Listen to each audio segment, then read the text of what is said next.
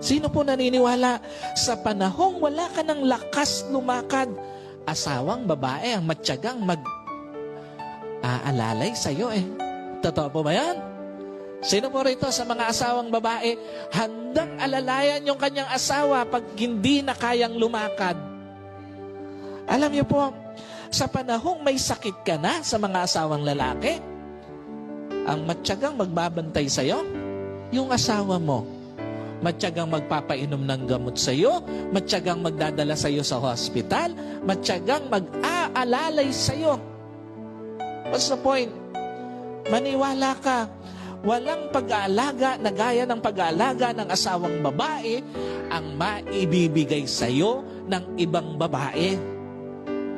Maniwala ka, walang pag-iintindi na gaya ng pag-intindi sa iyo ng asawa mo ang maibibigay sa iyo ng ibang babae. At maniwala ka, walang pagtanggap na gaya ng pagtanggap ng asawa mong babae ang maibibigay sa iyo ng ibang babae. Sa mga asawa po na lalaki, sa mga tatay, walang ibang tatanggap sa iyo ng buong buo maliban sa asawa mo. Walang iintindi sa iyo ng buong buo maliban ng asawa mo.